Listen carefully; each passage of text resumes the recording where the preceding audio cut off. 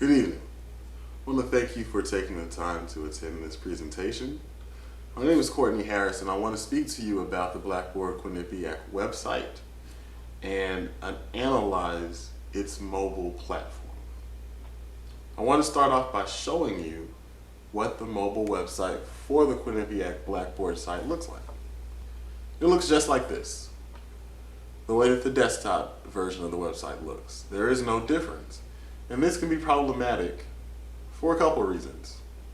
Allow me to explain. See, we have mobile platforms, a lot of websites use them, and I want to tell you why they're necessary. They allow users to complete their assignments while commuting and traveling, whether they have a computer or not, and whether they have internet access or Wi-Fi or not. A lot of times people are on trains, they're on the go, they're moving back and forth, they may be in the park, they may be at work, wherever they are. Students need to have the ability to get their work done. That is why they're in school, they want to succeed, and we want to give them the ability to succeed. We don't want to hinder them in any way, shape, or form. And while the Quinnipiac Blackboard website has an iPhone application, it requires that users have Wi-Fi access. And that isn't necessarily beneficial. And so when they don't have Wi-Fi access, we want to give them a mobile version of the website that will help them and assist them in succeeding at whatever task that they have. So let's look at some people that may be affected by this. The first person is Jennifer, a 19-year-old college sophomore. She's a political science major and holds down a job at the local Applebee's. The reason she has this job is so she can help her parents pay for tuition, but it makes her life really, really busy. She doesn't have much time between classes and going to her job, and after she gets off her job, she's really, really tired. And so what Jennifer likes to try to do is during her break, she tries to use her phone to log on to Blackboard. As a political science major, there's always updates. There's always news going on with political figures.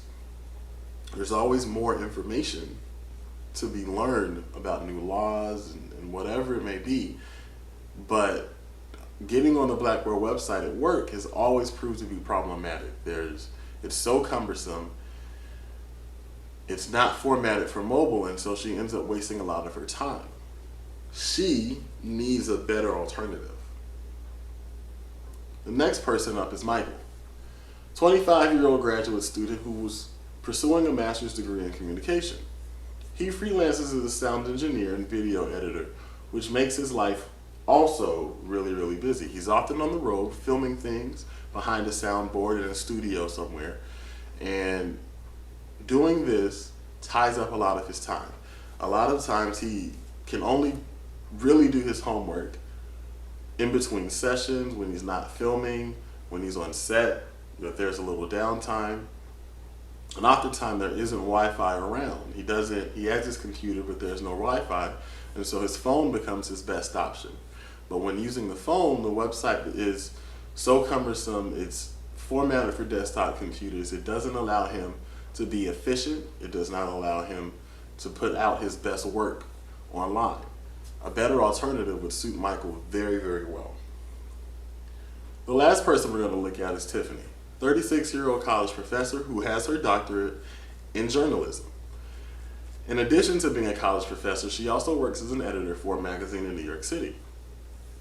As you can imagine, living and being in New York City is tremendously busy for Tiffany. She's often taking the train places. She doesn't have time and space to pull out her computer.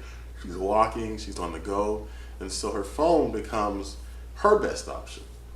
But unfortunately, she can't always put up new topics in discussion boards. She can't always upload the videos that she wants because the Blackboard website is not formatted for mobile devices. And this becomes a problem for Tiffany because she likes to stay on top of her classes and she wants her students to get the best and most recent information as possible. So let's look at some ways and some suggestions that I have on how we can format the Quinnipiac Blackboard website for the users that'll make it more accessible, and more efficient. First off, you want to make our information vertical instead of horizontal.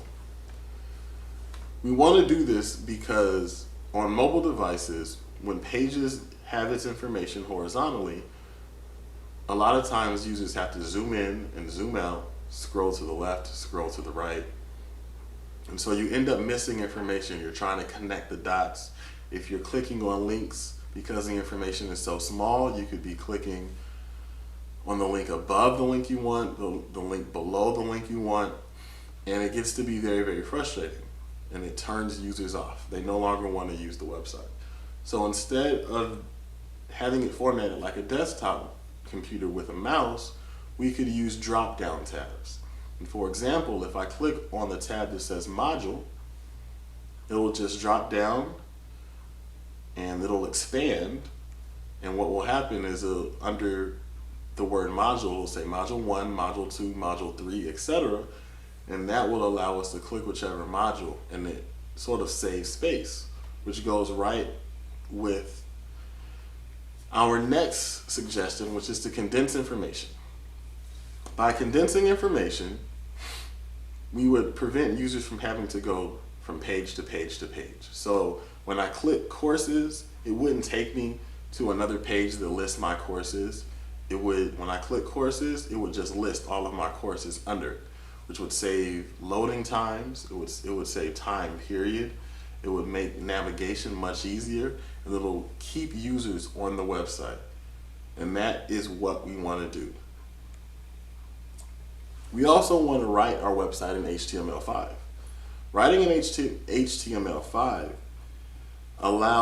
ensures that most of our information will be seen by most mobile devices, if not all of them. It is quickly becoming an industry standard, and it would move us away from using Adobe's Flash product, which cannot be read on many mobile devices. HTML5 is mobile compatible, and it would ensure that our students are getting the most out of their information and the most out of their online experience. And finally, you want to have a full site option. At the bottom of the page, each page on the website, we want to be able to allow our students and our users to revert back to the full desktop version of the website. Not every person is comfortable using a mobile version of the website. Some of them want a bigger space to type. Some of them are just used to scrolling back and forth or left and right and would prefer to do that. It's vitally important because we can't put all information on the mobile website. We have to choose what is the most important for our users and what we think is going to benefit them the most. And some options are only going to be available on the desktop version. And so giving them the full site option allows them to see all of the information that they want, even if it's not available on mobile. By doing that, it will give our users who are mobile friendly and would prefer things to be mobile a great experience. And those who aren't comfortable working in a mobile environment are able to go back to the environment they're comfortable with, and we're able to serve each one of our students the best way possible and allow them to succeed at what it is that they're setting out to do.